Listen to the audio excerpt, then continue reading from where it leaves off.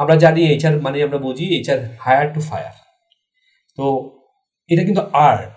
আমরা সবসময় মনে করি যে এমপ্লয়িরা শুধুমাত্র বুঝি হয় টাকার জন্য চাকরি ছেড়ে দেয়, না। ইমদাদ ভাই, স্বাগতম জানাই ব্লুপ্রিন্টের আজকের এই এপিসোডে। কেমন আছেন? আলহামদুলিল্লাহ আলামিন ভাই, অনেক অনেক ভালো আছি। আমি প্রথমেই আল্লাহর কাছে শুকরিয়া এবং থ্যাঙ্কস টু ব্লুপ্রিন্ট, সাথে আপনাকেও।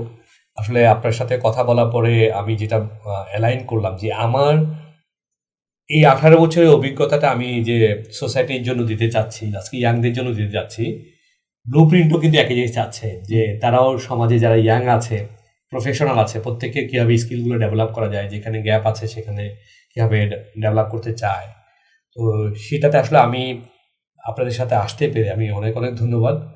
তো আবারও আমি ব্লুপ্রিন্টকে ধন্যবাদ জানাচ্ছি। তো আলামিন ভাই, আপনি কেমন আছেন? আলহামদুলিল্লাহ, অনেক ভালো আছি ভাই। আজকের এই এপিসোডে আপনাকে পেয়ে আমরা সত্যি অনেক এক্সাইটেড। আই হোপ আপনার ভ্যালুয়েবল এক্সপিরিয়েন্স এন্ড ইনসাইট থেকে আমরা অনেক কিছু শিখতে পারবো। তো ইমদাদ ভাই, শুরুতে যদি বলতেন একজন এইচআর প্রফেশনালের জন্য কি কি বেস্ট প্র্যাকটিসগুলো জানা দরকার বা গুরুত্ব? আসলে আমি যদি বলি একজন এইচআর এর প্রফেশনাল যারা কি কি বেস্ট প্র্যাকটিস জানবে, সেটা জানার আগে তার প্রায় যেটা জানতে হবে সেটা হলো তাকে এইচআর ফাংশনসগুলো জানতে হবে। ওকে, এইচআর এর যে ফাংশনসগুলো আছে সেই ফাংশনসগুলো যদি সে বুঝে, তাহলে কোন ফাংশনসে কোন প্র্যাকটিসটা বেস্ট কোন ইন্ডাস্ট্রির জন্য, সেটা তার জন্য অ্যালাইন করা খুব সহজ হবে। আমি যদি একটা আপনাকে স্ট্যাটিস্টিক্স বলি, এটা হলো লাস্ট আমাদের ম্যাককিনসি এবং কোম্পানির, তারা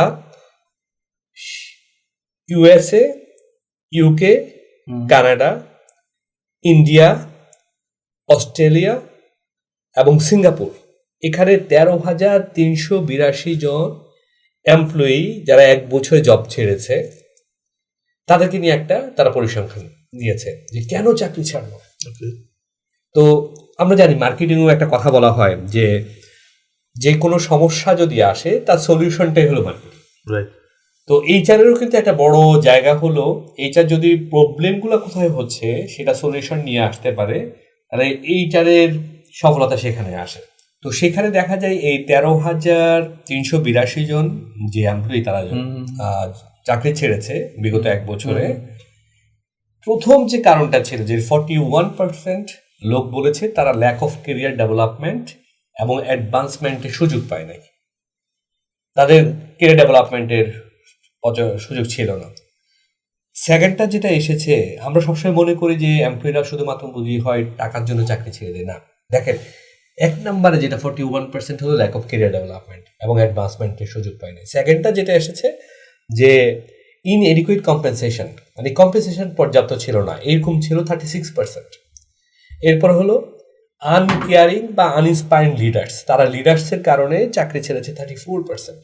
এবং ল্যাক অফ মিনিংফুল ওয়ার্ক, মানে যে কাজটা তারা করতে এসেছে সেই কাজটা ডিজাইন প্রপারলি ছিল না।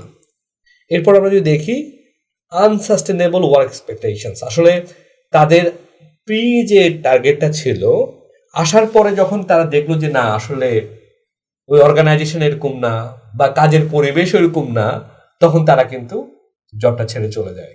এরপরে যদি আমরা দেখি যে আপনি দেখবেন একটা এমপ্লয়ি যখন একটা কোম্পানিতে আসে তখন তার কিন্তু তার কলিগরা তার খুব সবচেয়ে বড় ফ্রেন্ড। কলিগ, যদিও আমরা ম্যানেজমেন্টে একটা কথা বলি যে অফিসের কলিগরা কখনোই পরিবার সদস্য হয় না, তারা টিম মেম্বার হয়, পরিবারের মতো আচরণ করে, তারা কখনো বন্ধু হয় না, বন্ধুত্বের মতো আচরণ করে। এখানে আসলে আমরা অনেক প্রফেশনে থাকাটাই ভালো, আর সবসময় আমরা সুলভ আচরণ করি। তো এখানে সাপোর্ট পায় না, সেখানে 26% আপনার এমপ্লয়ি জব ছেড়ে দেয়। এবং ল্যাক অফ ওয়ার্কপ্লেস ফ্লেক্সিবিলিটি, আজকে কিন্তু ওয়ার্ল্ড ওয়াইড আপনি যদি দেখেন, কোভিড আমাদের মার্চ 2020-এর মার্চের 26 তারিখ বাংলাদেশে সবকিছু বন্ধ হয়ে গেছিল, আপনার মনে আছে কিনা? দেখেন, সেখান থেকে কিন্তু ওয়ার্ল্ডের বাইরে কিন্তু 2019-এর শেষে থেকে শুরু হয়, বাংলাদেশে আমরা ইফেক্ট করে হলো আমি তখন মুন্সি গ্রুপের গ্রুপ হেড অফ এইচআর। তো সেখান থেকে আমরা দেখেছি যে আপনার এখন মানুষ কিন্তু ওয়ার্ক প্লেসে ফ্লেক্সিবিলিটি চায়। তো এই ফ্লেক্সিবিলিটি পায় না বলে 26% কিন্তু সেখানে এমপ্লয়ি মানে তারা চাকরি ছাড়ে। এবং লাস্ট যদি দেখি রিজনটা ছিল এই 8টা রিজনের মধ্যে তারা হেলথ এবং ওয়েলবিং মানে প্রপার সেফটি পায় নাই, হেলথ অ্যান্ড সেফটি পায় নাই, এবং ওয়েলবিং পায় না। ওয়েলবিং কিন্তু এখন সবাই কিন্তু অনেক বেশি কনসাস। তো ওয়েলবিং পায় না, সেখানে 26% কিন্তু এই এমপ্লয়ি চাকরি ছাড়ে এই 13,382 জনের মধ্যে। এটা ম্যাককেনসির রিপোর্ট, তারা এটা এই 6টা কান্ট্রিতে করে। তো আমরা যদি এখন এটা প্রবলেম, এই প্রবলেমে যদি আমি সলিউশনটা চিন্তা করি যে এই প্রবলেমগুলো সলিউশন করতে গেলে এইচআরে কি কি কাজ করা উচিত, তাহলে দেখবেন এইচআরে কিন্তু আমার ফাংশনসগুলো চলে আসে। আপনি আমাকে জিজ্ঞাসা করতেছিলেন যে এইচআরের ফাংশনসগুলো কোন ফাংশনসগুলো তারা জানা উচিত বেস্ট প্র্যাকটিসের জন্য। তার বেসিক্যালি এই আমি যদি আচ্ছা ভাই, এটার আগে যদি আপনি আমাদেরকে একটু ক্লিয়ার করতেন কি কি ফাংশনস আসলে এইচআর এ রয়েছে। হ্যাঁ, আগে আমরা তো এটা সবাই জানি হোয়াট ইজ এইচআর। আমরা জানি যে একটা এইচআর যদি করতে যায়, এইচআর এর মেইন টার্গেটটা থাকে হলো যে কোনো একটা কোম্পানির যে স্ট্র্যাটেজিক অবজেক্টিভ থাকে সেই স্ট্র্যাটেজিক অবজেক্টিভের সাথে অ্যালাইন করে সে যে পটেনশিয়াল রিক্রুটমেন্ট করে, তাদের নার্সারিং করে, অর্গানাইজেশনের যে গোল থাকে সেই তাদের মধ্যে তাদের ডেভেলপমেন্ট এবং সেই গোলটা অ্যাচিভ করা তৈরি করে গোলটা অ্যাচিভ করা এইচআর একটা মূল টার্গেট থাকে। তারপর আমি আপনাকে ওয়ান বাই ওয়ান যে কোন জায়গাগুলোতে আমরা হিট করব সেটাতে আমি বলছি। তো মেইন ফাংশনসের মধ্যে প্রথমেই থাকে হলো হিউম্যান রিসোর্স প্ল্যানিং। এক নম্বর হলো হিউম্যান রিসোর্স প্ল্যানিং। আমরা কিন্তু এইচআর এ কাজ করতে যাই কিন্তু হিউম্যান প্ল্যানিং নিয়ে চিন্তা করি না। এইচআর প্ল্যানিং যেটা আমরা সবাই মানে গিয়ে প্লাগ অ্যান্ড প্লে হই, কাজ করা শুরু করি, কিন্তু আসলে একটা এইচআর যে তার টোটাল ম্যান পাওয়ার প্ল্যানটা কীভাবে করবে আমরা পরে আলোচনায় আসবো। সেকেন্ডলি যেটা হলো যে কোর জায়গা রিক্রুটমেন্ট অ্যান্ড সিলেকশন, এই রিক্রুটমেন্ট অ্যান্ড সিলেকশনটা তাদের প্রপারলি হচ্ছে কিনা, এটা এইচআর একটা বড় কাজ। কারণ আমরা জানি এইচআর মানে আমরা বুঝি এইচআর হায়ার টু ফায়ার। তো এটা কিন্তু আর্ট এবং এটা হলো আপনার হলো স্ট্র্যাটেজি এবং এটা প্রসেস, এটা আপনাকে জানতে হবে। নাম্বার 3 হলো পারফরমেন্স ম্যানেজমেন্ট। আমরা একটু আগেই বলেছিলাম যে আপনার 41% লোক 13,482 জনের মধ্যে যে জব ছেড়েছে তার একটা মূল কারণ ছিল তাদের ল্যাক অফ অ্যাডভান্সমেন্ট ছিল না, তাদের ক্যারিয়ার প্রোগ্রেস পায় না, ভবিষ্যতে কোনো ইনক্রিমেন্ট প্রমোশন এগুলো না। ইনক্রিমেন্ট প্রমোশন থেকেও মানুষ কিন্তু ওখানে কিন্তু বলা হচ্ছে যে আমার অ্যাডভান্সমেন্ট মানে হলো আমি পরের পজিশন যাওয়ার জন্য আমি কি তৈরি কিনা।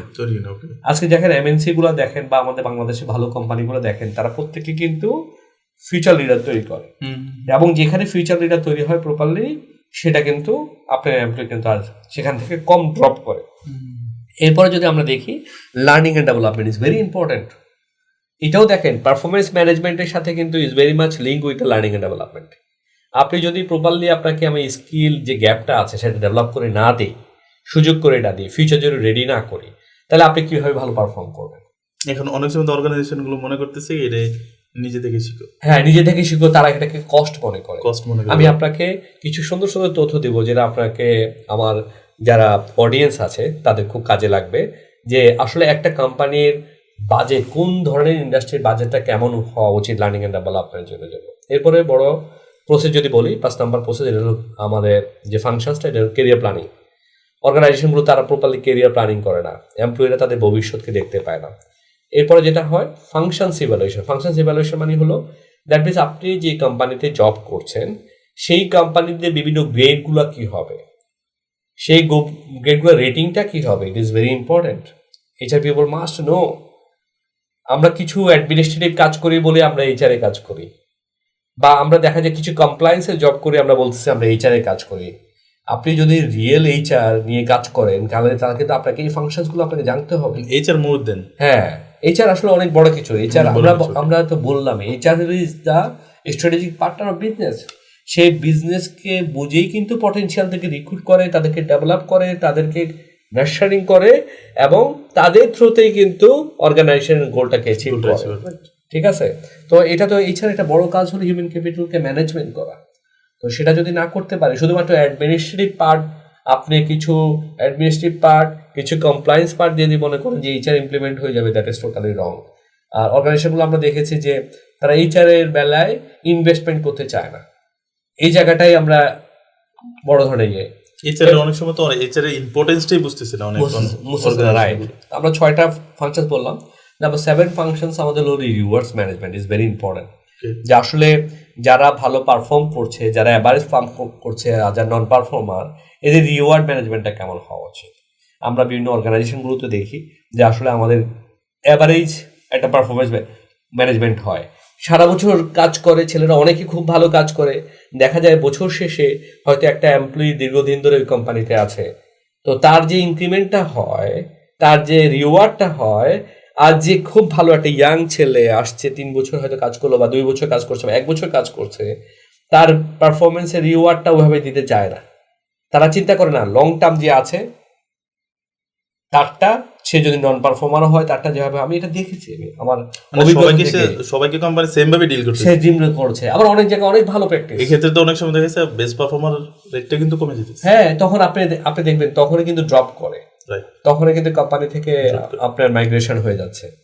এরপরে একটা অর্গানাইজেশন যে বড় একটা মানে খুবই ইম্পর্টেন্ট এইচআর ফাংশন, সেটা হল ইন্ডাস্ট্রিয়াল রিলেশনস।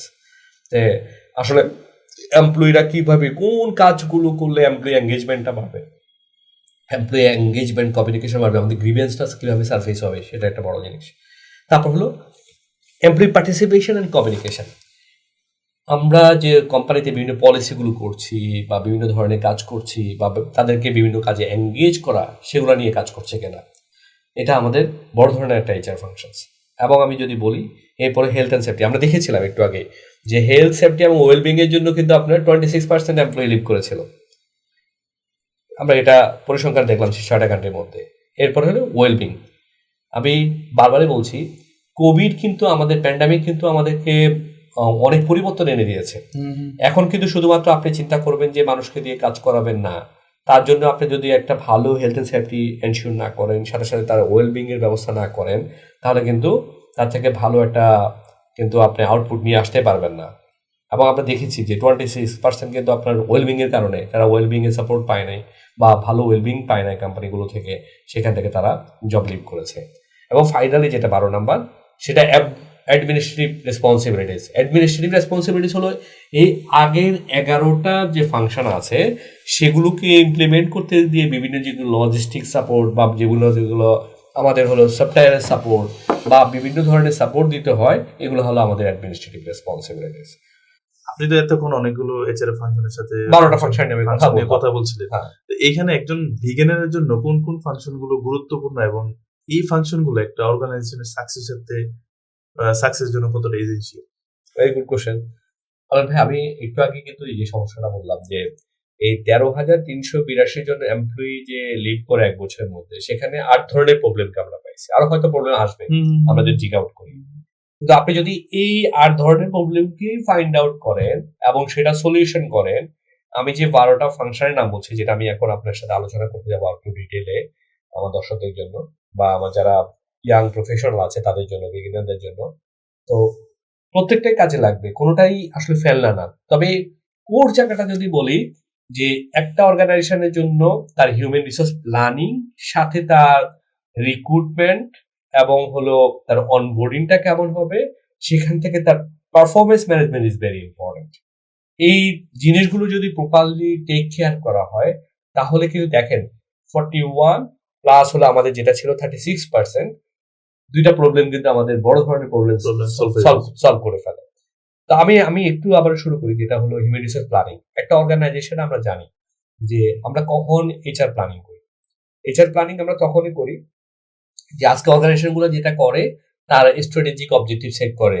এটা সেট করে কেউ 1 বছরের জন্য, কেউ 2 বছরের জন্য, কেউ 3 বছর, কেউ 5 বছরের জন্য। কিন্তু আপনি যাই করেন, শর্ট টার্ম এবং লং টার্ম বলে কথা আছে। আপনি যদি 3 বছরের জন্য করে থাকেন, তাহলে আপনি প্রতি ইয়ারের জন্য কিন্তু এটাকে ভাঙতে হবে। তাহলে আজকে যদি আমি 2024-এর শেষে আমি বসে যদি চিন্তা করি 2025-এ কি করব, তাহলে আমাকে কিন্তু 2024-এই কিন্তু আমাকে ওই 2025-এর জন্য আমার স্ট্র্যাটেজিক অবজেক্টিভ সেট করে ফেলতে হবে। তাহলে ওই সেট অনুযায়ী করতে গেলে আমার যে ম্যান পাওয়ার, কারেন্ট যে ম্যান পাওয়ার আছে, সেই ম্যান পাওয়ারের যে আমার স্কিল ইনভেন্টরি আছে, সেটা দিয়ে কি আমি ওই টার্গেট সেট অ্যাচিভ করতে পারি কিনা। প্রত্যেকটা অর্গানাইজেশন কিন্তু আলটিমেট গোল হলো প্রফিট, রাইট? সবাই কিন্তু বটম লাইন চায়, আদারওয়াইজ কিন্তু কেউ করতে চায় না। আজকে আপনি এইচআর বলেন, আজকে ফাইন্যান্স বলেন, আজকে আইটি বলেন, সবকিছুই কিন্তু সাপোর্ট করে বিজনেসের ওই যে প্রোডাক্ট সেলস করে সেটা সার্ভিস হইতে পারে, সেটা হলো প্রোডাক্ট হইতে Product পারে, হইতে পারে। কোনো অসুবিধা নাই। কিন্তু আলটিমেট গোল কিন্তু প্রফিট করা, কারো উদ্দেশ্য না কিন্তু লস করার জন্য। No. এবং প্রত্যেকেই চায় প্রথম 5 থেকে 7 বছর সে কত বেশি গ্রো করতে পারে এবং তার কোথায় গ্রিন মার্কেট আছে, সেই গ্রিন ফিল্ডটাকে সে ফিল আপ করতে চায়। তাহলে ওইটা করার জন্য তার আগামী বছরের যে অবজেক্টিভ, সেই অবজেক্টিভ কি কারেন্ট ম্যান পাওয়ার দিয়ে সম্ভব, নাকি আগামী বছরে আমি এখানে আরো লোক লাগবে, সেটা আমাকে প্ল্যানিং করতে হবে। সেই প্ল্যানিং এর সাথে কোন ধরনের স্কিলটা আমার লাগবে সেটাকে নিয়ে প্ল্যানিং করতে হবে। আমি সেগুলো থেকে আসলে কোন কোন ডিপার্টমেন্টে, সব জায়গায় তো আর আমার দরকার নাই, কোন কোন ডিপার্টমেন্টে কোন পজিশনে স্ট্র্যাটেজিক আমি লোকগুলো দিলে আমার বিজনেসটা অ্যাচিভ হবে সেটাকে আমাকে দিতে হবে। ইমদাদ ভাই, আপনি বলতেছিলেন যে আপনি নেক্সট ইয়ারে হ্যাঁ। কি করতে চান, নেক্সট ইয়ারে গোলটা কি, জি এটার উপরে ডিপেন্ড করে আপনার রিসোর্সের প্ল্যানিংটা করা লাগবে। জি তো অনেক সময় আমরা অর্গানাইজেশন গুলো দেখতেছি কি করতেছে, কাজ শুরু করে দিতেছে, যখন প্রয়োজন মনে করতেছে তখনই কিন্তু তারা রিসোর্স গুলোকে কল করতেছে, রাইট। তো প্রি প্ল্যানিং নাই। না, এটাই আমাদের বাংলাদেশের ভিতরে একটা বড় ধরনের আমি দেখি ভুল। বাংলাদেশ বা আমাদের এই সাবকন্টিনেন্টে আমরা সবাই ফায়ার ফাইটিং করি। মানে ফায়ার ফাইটিং হলো আমার আগামী মাসে এই লোকটা লাগবে, আমার টার্গেট হ্যাঁ। টার্গেট অ্যাচিভ করতে হবে। কারণ প্রত্যেকে তো বিজনেস টার্গেট নিয়ে আমরা কাজ করি, যেভাবে কাজ করি। তো সেখানে আমার যদি এভাবে চিন্তা থাকে যে আমি একটা কোম্পানি, ভালো কোম্পানি হব, আমি একটা এমপ্লয়ের চয়েস কোম্পানি হব, যে আমার হলো এমপ্লয়িরা যদি তাদের ইউনিভার্সিটি থেকে বের হতে চায়, বের হয়ে আমার কোম্পানিতে জয়েন করতে চায়, তাহলে তো আমাকে এই প্র্যাকটিসটা ভাবে আনতে হবে। তাহলে আপনি দেখেন HR planning, human resource planning এর মধ্যে একদম ফার্স্ট যেটা, যে man power planning is very important. তো এখন ম্যান পাওয়ার প্ল্যানিং এর পরের স্টেপটা কিন্তু আপনি যেটা বলতেছিলেন যে রিক্রুটমেন্ট, সিলেকশন, সেটাকে অনবোর্ডিং করা। আপনি রিক্রুটমেন্টে দেখেন, রিক্রুটমেন্টে আমরা অনেক কোম্পানি দেখেছি বাংলাদেশের ভিতরে, তারা যখন অ্যাডভার্টাইজমেন্ট দেয় তাতে খুব কম পরিমাণ সিভি পড়ে, অথবা আজকে যদি বিডি জবসে তারা একটা অ্যাডভার্টাইজমেন্ট দেয়, হয়তো ওই পজিশনের জন্য অনেক ছেলে দিল, একটা পজিশনের জন্য 1100-1200 সিভি পড়ে, আমি নিজে দেখেছি। কিন্তু তার মধ্যে কত পার্সেন্ট আপনার মিলে, আপনি এটা অবাক হয়ে যাবেন। মানে যারা যে প্রোফাইলের জন্য অ্যাপ্লাই করে সেখানে 29%, 30%-এর বেশি তাদের কিন্তু তাদের সিভির সাথে ম্যাচ করে না। মানে তাদের যে ফাংশন বা তাদের স্কিল আছে ফাংশন অনুযায়ী সেটা ম্যাচ করে না। তাহলে এখানে আমার বড় একটা কাজ হবে, আমি যখন রিক্রুটমেন্ট সিলেকশন যাব, আমার কাজ হবে এমপ্লয়ার ব্র্যান্ডিং এ। দেখেন, আপনি যদি আপনি কোম্পানির ব্র্যান্ডিংটা প্রপারলি করেন, এখন ব্র্যান্ডিংটা কিভাবে হবে, এটা কিন্তু এইচআর একটা বড় জায়গা। মানে ব্র্যান্ডিং এইচআর এর জায়গা হ্যাঁ একটু ডিটেইলে হ্যাঁ, একটু ডিটেল আমি এটাই বলতে চাই। দেখেন এখন ব্র্যান্ডিংটা কি হয়, আপনি যদি আজকে একটা ভালো কোম্পানির কথা বলেন, আর এই সঙ্গে ওইখানে তো মান্থলি অফিসে 1 তারিখ স্যালারি দিয়ে দেয়, এটা কিন্তু একটা ব্র্যান্ডিং, হ্যাঁ হ্যাঁ, পজিটিভ থিং। এটা পজিটিভ ভাইব্রেশন। আরে ভাই, ওই কোম্পানিতে গেলে তো আপনার ওই যারা হলো বাচ্চা আছে, বাচ্চাদেরকে রাখার জন্য হলো চাইল্ড কেয়ার আছে, এই তো ব্র্যান্ডিং। আর ওখানে তো বছরে 4 বার এমপ্লয়ীদের হেলথ চেক আপ করে দেয়, খুব ভালো। আমি আপনাকে শেয়ার করি, আমি মুন্সিতে ছিলাম, মুন্সি আমাদের প্র্যাকটিসটা এত ভালো ছিল, আমরা কোভিড এর সময় প্রত্যেকটা এমপ্লয়ি চুল পর্যন্ত কেটে দিয়েছি কোম্পানি থেকে। মানে I thanks to our Mandy mister Rakib Fakhrul sir. এই মুহূর্তে যদি আমার ভিডিও দেখে তাহলে স্যারকে আমি সরাসরি এখান থেকে থ্যাঙ্ক জানাতে চাই, যে উনি প্রত্যেকটা এমপ্লয়ির মানে একটা চুল পর্যন্ত কেটে দিয়েছেন। হ্যাঁ, এখানে আপনার স্ট্র্যাটেজিটা কি? স্ট্র্যাটেজিটা হলো ইটস এ ব্র্যান্ডিং। দেখেন, আমি কিন্তু এটাকে বলেছিলাম, ওয়েলবিং এর কারণে 26% এমপ্লয়ি চলে গেছে। ইটস এ ওয়েলবিং, এমপ্লয়ি কিন্তু তার সেফটিটা পেয়েছে। সেই কোভিড এর সময় আমরা কিন্তু কাজ করেছি। 26 তারিখ আমরা অফিস বন্ধ করে দিয়েছিলাম মার্চের, এপ্রিলের 10 তারিখে আমরা অফিস খুলেছি। কিন্তু প্রত্যেকটা এমপ্লয়িকে আমরা যারা যারা আনার দরকার ছিল আমরা গাড়িতে এনেছি, গাড়িতে যাওয়ার সময় স্যানিটাইজ করে দিয়েছি, আবার আসার পরে স্যানিটাইজ করে দিয়েছি। দেখেন কতগুলো খরচ হয়েছে, কারণ ওই সময় স্যানিটাইজেশন কস্ট অনেক হাই ছিল, কিন্তু কোম্পানিটা করেছে। It's branding. অনেকে কিন্তু আপনি যেটা বলছিলেন যে এমপ্লয়ি ব্র্যান্ডিং, আমরা বাংলাদেশে অনেক রিনাউন্ড ব্র্যান্ড গুলো দেখতেছি, তারা কিন্তু এমপ্লয়ি ব্র্যান্ডিং গুলো তেমন একটা প্রায়োরিটি বা ইম্পর্টেন্স দিতেছে। হ্যাঁ, তারা এটাকে মনে করে না এটা একটা এমপ্লয়ি ব্র্যান্ডিং এর কস্ট। আসলে কস্ট, আবার অনেক সময় দেখতেছি কি মানে অর্গানাইজেশন গুলো এটা মনে হচ্ছে থ্রেট। হ্যাঁ, দ্যাটস রাইট। ভালো জিনিস করলে ওরা ব্র্যান্ডিং, লাইক মনে করেন আমাকে কোম্পানি ব্র্যান্ডিং করলো, হ্যাঁ হয়তো বা আমি কিছুদিন পর ভালো কোথাও চান্স ভালো কোথাও চলে যাবো, রাইট, চলে যাবো, হ্যাঁ এরকম টাইপের। এটা আসলে সবারই একটা ইনসিকিউরিটি যে ফিল করে। কিন্তু আপনি এমপ্লয়িকে যখন ডেভেলপ করে দিবেন, এমপ্লয়িকে ডেভেলপ তার যখন স্কিল আপ করে দিবেন, তাহলে তাকে সাস্টেইন করার জন্য কিন্তু আপনাকে প্ল্যান করতে হবে। আমরা পরের প্ল্যানিং গুলোতে আমি বলবো। তো সেকেন্ডলি হলো আপনি রিক্রুটমেন্টে যদি যান অটোমেশনে যেতে হবে। অটোমেশন মানে দ্যাট মিনস হলো আপনার একেবারে জব পোস্টিং থেকে শুরু করে সিলেকশন, এমপ্লয়ির অ্যাপয়েন্টমেন্ট লেটার দেওয়াটা পর্যন্ত আপনাকে অটোমেশন নিয়ে আসতে হবে। তাহলে এখানে কিন্তু আপনার কস্ট সেভ হয়ে যাবে। এবং আপনার এই এইচআর অটোমেশনে যেটা হয়েছে যে আপনি দেখবেন এই হায়ারিং যে কস্টটা এখানে প্রায় 70% কস্ট কমে যায়। 17% মানে জাস্ট অটোমেশনের কারণে। শুধু অটোমেশনের কারণে। এবং আচ্ছা, অটোমেশন যদি আপনি কোনো প্রকার অটোমেশন ইন্টিগ্রেশন না করেন, ওই ক্ষেত্রে রিসোর্স গুলো আসলে কিভাবে আপনারা হ্যান্ডেল করেন? অটোমেশন কিভাবে বিষয়গুলো হ্যান্ডেল করেন? দেখেন, যদি আমি অটোমেশন করি দ্যাট মিনস হলো কেউ একজন বিডি জবসে অ্যাপ্লাই করলো, বিডি জবসের থ্রুতে হলো আমার ওয়েবে যদি ঢুকে যায়, আমার জব সাইটে যদি তার সিভিটা ঢুকে যায়, সেখান থেকে আমি তার প্রোফাইলটা চেক করতে পারি। সেই প্রোফাইলটা আমি চেক করে কিন্তু সেখান থেকে আমার যতটুকু জব ম্যাচ করে, আমি যদি টার্গেট করি না, 60% যদি ম্যাচ না করে আমার যে সার্কুলার যে প্রোফাইল আছে সেটার সাথে তার যে সিভি, আমি তাদেরকে ইনিশিয়াল ইন্টারভিউটাই করবো না। তাহলে আমি এখন ইনিশিয়াল ইন্টারভিউতে যাবো। ইনিশিয়াল ইন্টারভিউতে যাদেরকে যে মেসেজ পাঠাতে হবে সেটাও আমার ট্র্যাকিং সিস্টেম থেকে চলে যাবে, অটোমেটেড চলে যাবে, তার কাছে মেসেজ চলে যাবে। এবং তার কাছে আমার ইমেল থেকে অটোমেটিক তার যার যার নাম হবে সেই আমার সিস্টেম থেকে অটোমেটিক চলে যাবে। এখন কিন্তু এটা অ্যাভেলেবেল। এবং এটা কিন্তু আপনার দেখবেন 70, এটা একদম পরীক্ষিত, গ্লোবালি এটা বের করা হয়েছে যে 17% কস্ট কমে যায়। শুধু তাই না, 26% কিন্তু এইচআর যদি আপনি সফটওয়্যার অটোমেশন ইউজ করেন তাহলে স্টারের যে আওয়ার আছে সেটাতে কমে যায়। এবং ডাটা ড্রিভেন রিক্রুটমেন্টে যেতে হবে। ডাটা ড্রিভেন মানে হলো দ্যাট মিনস হলো আমার এখন লোক দরকার, আমি হুট করে এখন সার্কুলার দিব, লোক পাবো না।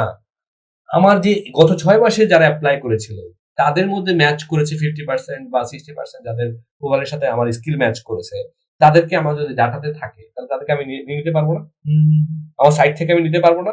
তাদের যদি আমার সিভি ব্যাংক থাকে সেখান থেকে আমি নিয়ে নিতে পারবো না। এটাতে আপনার কিন্তু আপনার ওয়ার্ল্ড ওয়াইড এখনো পর্যন্ত যদি আমি নর্মালি যদি বলি, আমাদের সাবকন্টিনেন্টে মাত্র 9% কোম্পানি এই আপনার ডাটা ড্রিভেন কাজ করে। সবাই এখনো কিন্তু ফায়ার ফাইটিং করতেছে, খুব ভালোভাবে কাজ করতেছে না। এবং যারা হায়ার করতেছে এদের সফট স্কিলটা খুব ইম্পর্টেন্ট। তো এইচআর এর যে পুরো রিক্রুটমেন্টের পার্টে একটা পার্ট হলো তারা অ্যাট্রাকশন করা। তাহলে অ্যাট্রাকশন করার জন্য কিন্তু employer branding is very important. Employer branding এর সাথে হলো, এমপ্লয়ার ব্র্যান্ডিং তখনই হবে ওই অর্গানাইজেশন যদি মিনিমাম 7-8টা বেস্ট প্র্যাকটিস থাকে যেটা মার্কেটে সবাই বলে। এখানে আরেকটা বিষয় যদি বলি, এমপ্লয়ার ব্র্যান্ডিংটা কিন্তু আপনাকে কোয়ালিটি রিসোর্স গুলো কে অ্যাট্রাক্ট করতেছে, রাইট?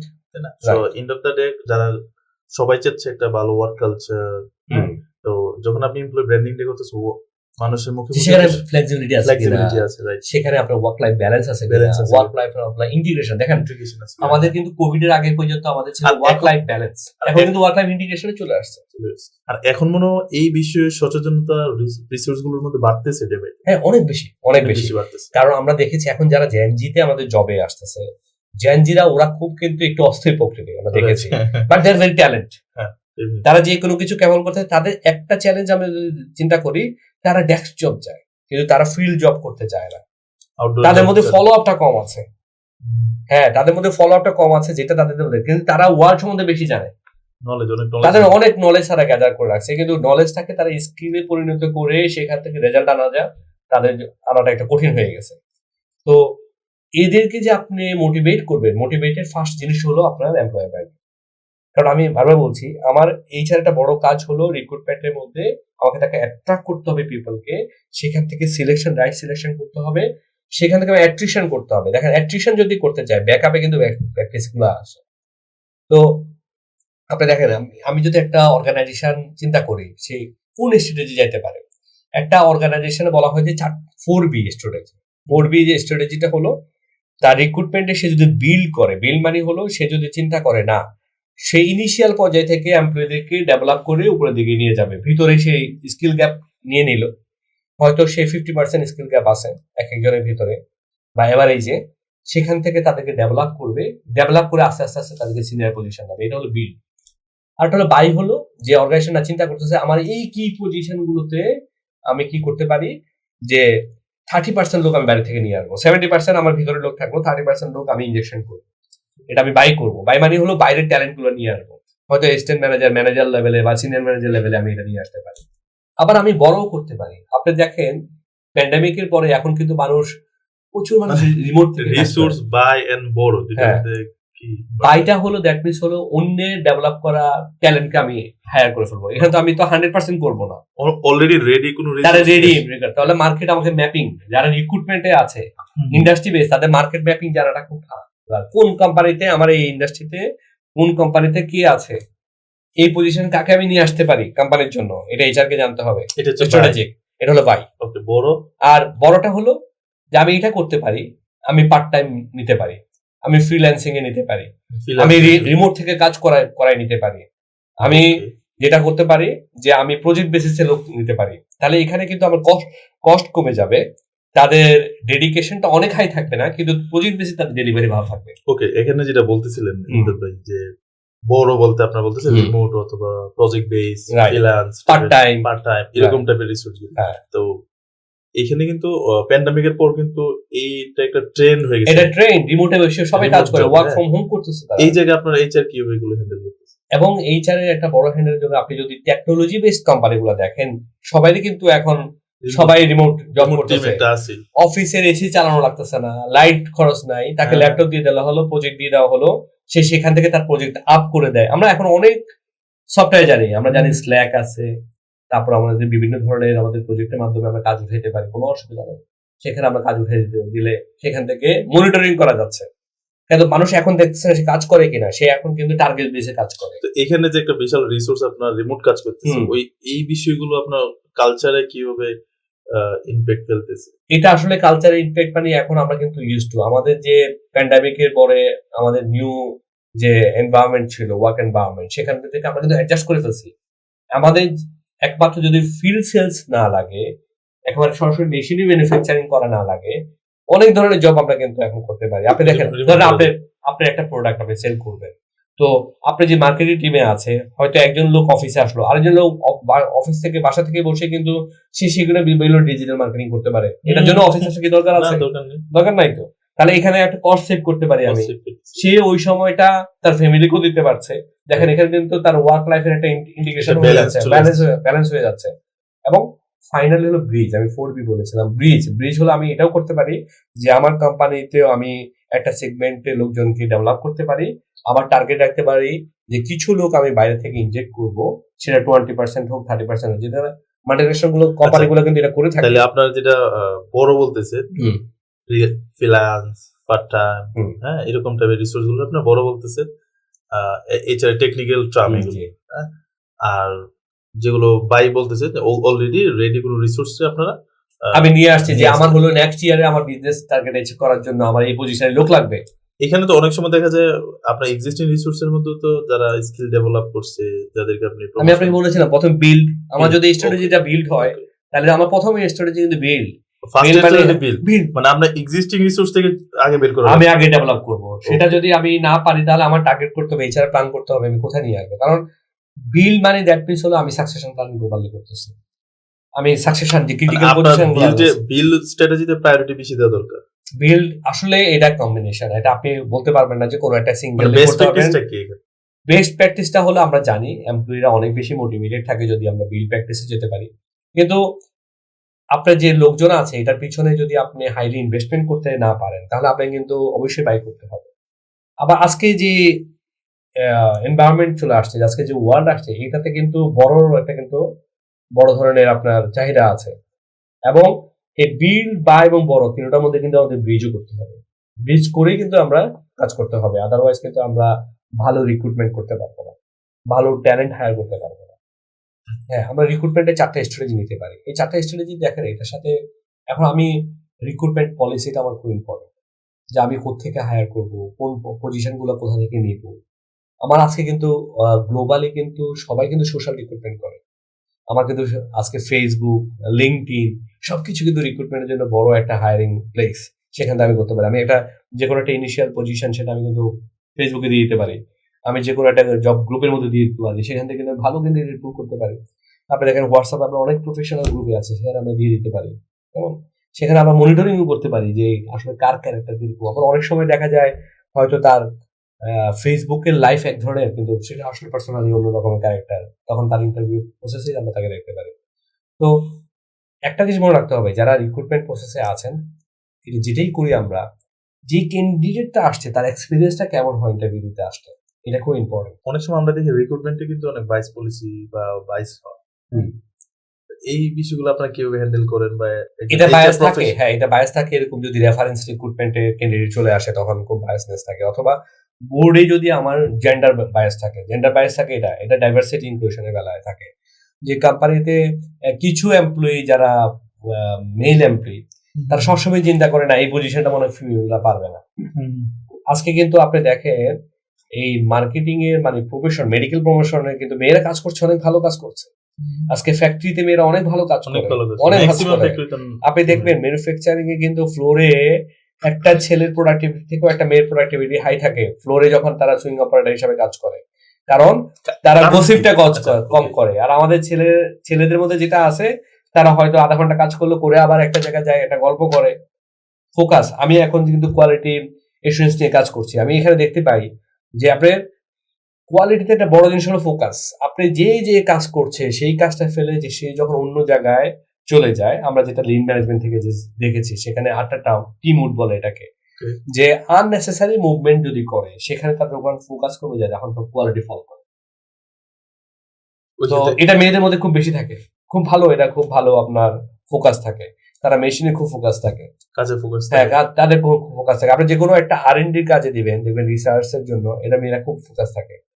তো এই জন্য আমাদেরকে কিন্তু এই যারা জেন্ডার ইনক্লুশনটা, এটা আমাদের জন্য খুব ইম্পর্টেন্ট। এবং আমি যেটা বলছিলাম যে ক্যান্ডিডেট এক্সপিরিয়েন্স, যারা ইন্টারভিউ দিতে আসে, এরা যেন কোম্পানিতে, যারা হয়তো অনেকে কোয়ালিফাই করবে না, কারণ আমি তো হয়তো 5টা পজিশন নিব, আমি দেখেছি হয়তো 20 জনকে, বাকি 15 জন যেন বাইরে গিয়ে কোম্পানির একজন অ্যাডভোকেট হয়। হ্যাঁ, ওই কোম্পানিতে গিয়েছিলাম, তারা খুব সুন্দর করে বসিয়েছে, তারা আমাদেরকে চা দিয়েছিল, তারা এমডি সাহেব ব্যস্ত ছিলেন, উনি ইন্টারভিউ নিতে দেরি হয়েছিল, উনি বারবার করে নিজের থেকে আমাদেরকে সরি বলেছে। চ্যালেঞ্জ থাকবেই, একদম আসলেই যে সাথে সাথে সবাই ইন্টারভিউ নিয়ে ফেলতে পারবে এরকম হবে না, কোনো কোম্পানিতে আসলে হয় না। যদি আমরা ফোকাস চেষ্টা করি ওটা করার জন্য, কিন্তু অনেক সময় হয় না, অনেক সময় অনেক চ্যালেঞ্জ থাকে। সিনিয়র পজিশনে যারা থাকেন তারা বোর্ডে বসার সময় তাদের অনেক ধরনের চ্যালেঞ্জ থাকে, কিন্তু সেলসের হেড যখন আপনার ফাইনাল ইন্টারভিউতে থাকে, হয়তো তার একটা খুব আরো একটা আর্জেন্ট রিজন হইতে পারে যে তার একটা এরিয়াতে ফল করেছে, ওটার একটা রিজন থেকে তাকে সলভ করে তাকে ইন্টারভিউ গুলো বসতে হবে, এটাকে মেনে নিতে হবে। মানে ক্রাইসিস থাকবে, ক্রাইসিস সব জায়গায়, বাট ওই ক্রাইসিসেও এইচআর কিভাবে আপনার ওই যারা ক্যান্ডিডেট এসেছিল তাদেরকে এক্সপিরিয়েন্স দিয়েছে, এটা খুব ইম্পর্টেন্ট।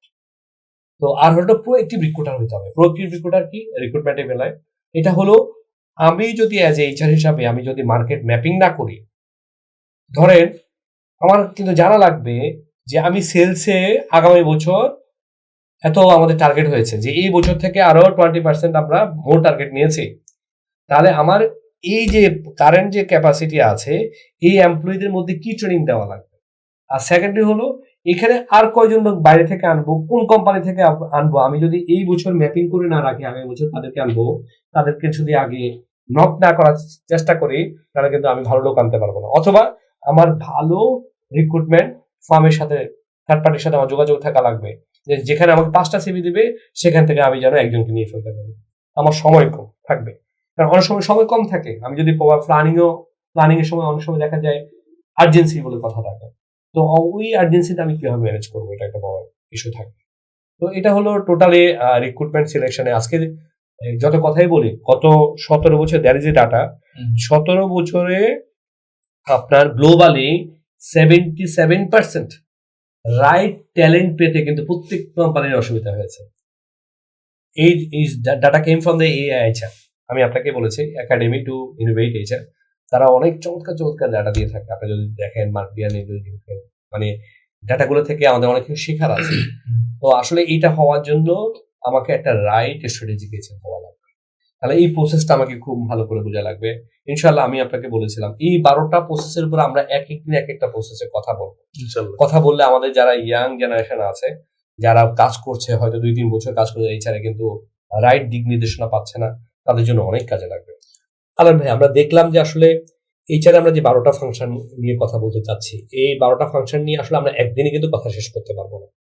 আমরা যদি এক একটা টপিকে এক একদিন কথা বলি, আমরা যদি 1 ঘন্টা কথা বলি, 12 ঘন্টা কথা বলি, তাহলে ইনশাল্লাহ কভার করে আমাদের এইচআরে যারা নতুন আছে, বিগিনার আছে, তাদের জন্য অনেক ভালো হবে। এবং যারা কাজ করছে লাস্ট 5 ইয়ার্স কাজ করছে, তাদের জন্য অনেক উপকার হবে। এবং অনেকে অনেক সিনিয়র হয়েছে কিন্তু হয়তো প্রসেসটা তার কাছে ক্লিয়ার না, তার কাছেও অনেক বেশি ইম্পর্টেন্ট। তো আমি রিক্রুটমেন্টের পার্টে বলেছিলাম আমরা রিক্রুটমেন্ট নিয়ে আরো অনেক আলোচনা করব নেক্সট পার্টে। এবং 12টার যে আমাদের এইচআর ফাংশন আছে সেখানে প্রত্যেকটা ফাংশন এবং প্র্যাকটিস গুলো নিয়ে আলোচনা করবো। তো আমি শুধু রিক্রুটমেন্ট করলাম, রিক্রুটমেন্ট করার পরে আপনার অনবোর্ডিং, আপনি যে প্রশ্নটা আমাকে করতেছিলেন, onboarding is very important. Onboarding হলো যে আমি যে এমপ্লয়িটা জয়েন করছে তার ফার্স্ট ডে ইমপ্রেশনটা কেমন। কারণ সে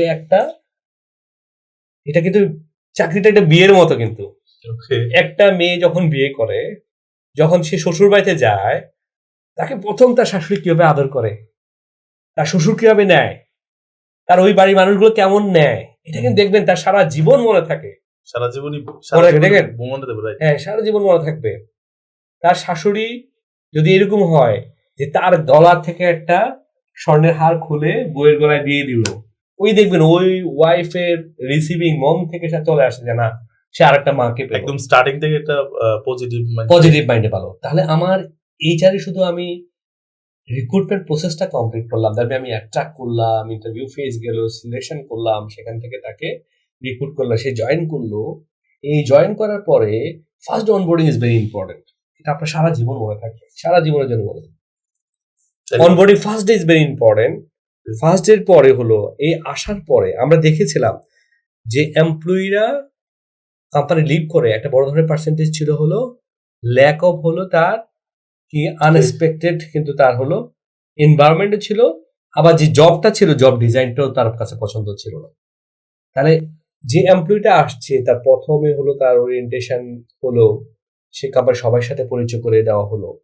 এরপরে হলো আপনি 1 বাই 1 প্রত্যেকটা ডিপার্টমেন্টে তাকে শেখান এবং 15 থেকে 20 দিনের একটা প্রোগ্রাম রাখেন। প্রথমে রাখার পরে হলো প্রথম 1 মাস সে কি শিখবে, সে যেখান থেকে আসুক। আমরা জানি যে সিচুয়েশন লিডারশিপ ইজ ডিফারেন্ট। সে এটার জন্য বিগিনিং লেভেলে হইতে পারে, এটা ম্যানেজার পজিশনে হইতে পারে, এইচওডি লেভেলে হইতে পারে। আমি যদি আসার পরেই আমি তার থেকে এই কোম্পানির জন্য যদি আমি আউটপুট আশা করি, দ্যাট ইজ রং। কারণ একটা যত বড় লিডারই হোক, সে যখন তার অর্গানাইজেশন চেঞ্জ করে, ওই আসপেক্টে নিউ এনভায়রনমেন্টে তার কিন্তু লিডারশিপ চেঞ্জ হয়। এইগুলো কিন্তু সিচুয়েশন লিডারশিপ। তো সেটা যদি হতে চায় তাকে কিন্তু প্রথমে আসলে কোম্পানির সাথে ওরিয়েন্টেশন দিতে হবে খুব ভালো করে, প্রত্যেকটা ডিপার্টমেন্টের সাথে দিতে হবে, কোম্পানির চ্যালেঞ্জগুলো তাকে জানাতে হবে, তার থেকে কি চাওয়া হচ্ছে, তার টোটাল রোল প্রোফাইলটা তার সাথে এইচআর থেকে কথা বলতে হবে। তার যদি সুপারভাইজার থাকে সে তার সাথে কথা বলবে। এই কাজগুলো করতে গেলে তার কন্টেন্ট কি, তার কনটেক্সট কি তাকে বুঝতে হবে, রেসপন্সিবিলিটিস গুলো কি তাকে জানতে হবে, এবং কোন চ্যালেঞ্জগুলো তার কাছে আসবে। এবং তাকে একটা সময় গিয়ে প্রথম 3 মাস, প্রথম 6 মাস, প্রথম 9 মাস, প্রথম 1 বছর, এই 12 মাস কিন্তু তার জন্য বড় ইম্পর্টেন্ট পারফর্ম করার জন্য। এটা কিন্তু এইচআর এবং ডিপার্টমেন্ট থেকে টোটালটা প্ল্যানিং থাকা উচিত এবং প্রতি মাসেই তার থেকে একটা ফিডব্যাক নেওয়া উচিত। আসলে সে কোথায় গিয়ে তার চ্যালেঞ্জগুলো ফেস করছে, কোন জায়গাটা হলে তার জন্য ভালো হয়, এবং সাথে সাথে ডিপার্টমেন্টের হেড থেকেও চ্যালেঞ্জ তার ফিডব্যাক নেওয়া উচিত, তার সুপারভাইজার থেকে ফিডব্যাক নেওয়া উচিত। এটা যদি এইচওডি লেভেল হয় তাহলে এইচওডি রিপোর্টিং সবসময় এমডি হয়, এমডি থেকে ফিডব্যাক নেওয়া উচিত যে তাকে কোন জায়গাটায় হেল্প করা উচিত। এই মাইন্ডসেটটা থাকে না, আমাদের মাইন্ডসেটটা থাকে হ্যাঁ আসলো সে এত বড় কোম্পানি থেকে এত ভালো স্যালারি দিয়ে নিয়ে আসছি, তাহলে সে কেন পারফর্ম করছে না। কিন্তু আমরা এটা চিন্তা করি না যে কনটেক্সট ভেদে কিন্তু মানুষের লিডারশিপ চেঞ্জ হয়ে যায়। সে যত কিছুই জানো, এখানে তাকে ম্যাচ করতে সময় লাগে। একটা মেয়ে যখন তার বাড়িতে হয়তো অনেক ভালো রান্না করতো, আর সে জানে কোথায় হলুদ আছে, কোথায় মরিচ আছে, কোথায় লবণ আছে, কিন্তু সে যখন আবার সে নতুন বাড়িতে গেল, সে কোনো কিছু জানে না।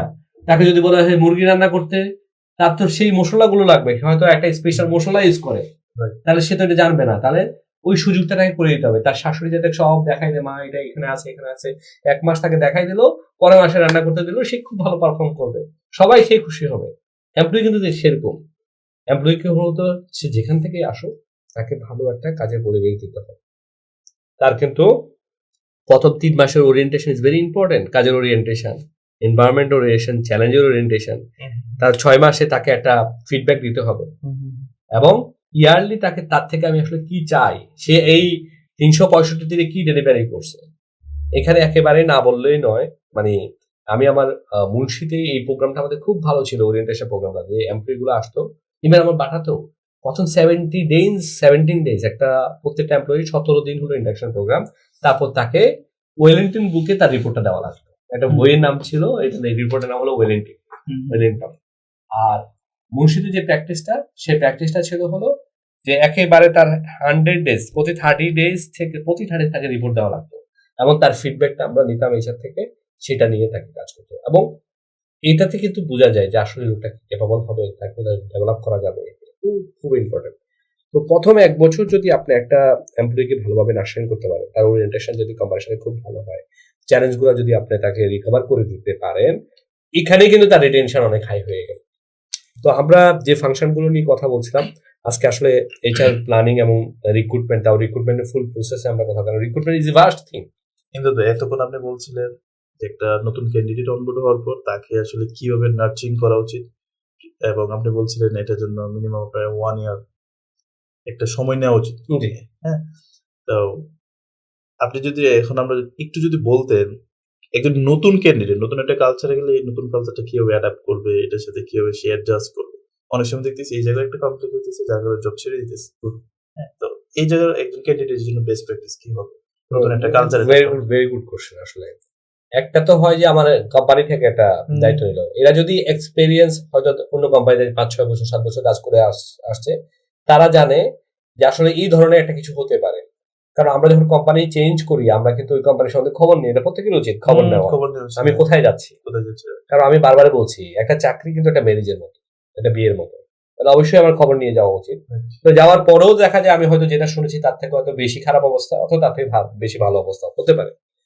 তাহলে আমারও কিন্তু উচিত যে আমি একটা জিনিস যে রং পেলাম, সেখানেই আমি ডিসিশন নিয়ে ফেলাম ইনিশিয়াল শক থেকে যে আই লিভ, নো নেভার, এটা করা উচিত না। একদম যারা ফ্রেশার আছে তাদেরকেও আমি বলবো যে এই জায়গাটা যে ইউ ফার্স্ট টেক টাইম, কারণ আমাদের there is a terminology is called TVS, time value and skill. যে একটা সময় যখন যাবে, প্রতি 6 মাসে কিন্তু প্রত্যেকটা মানুষের ভিতরে একটা স্কিল গ্রো করে ফেলে। তো ওই গ্রো করলে আপনি কিন্তু দেখবেন যে ইনিশিয়াল শকগুলো আপনি নিতে পারছেন। হয়তো আপনার কাছে যেটা চ্যালেঞ্জ মনে হচ্ছে 6 মাস পরে এটাই আপনার কাছে আমার নর্মাল মনে হচ্ছে, কারণ চ্যালেঞ্জকে যখন আমরা ওভারকাম করতে পারি তখন আমার কনফিডেন্ট আসে।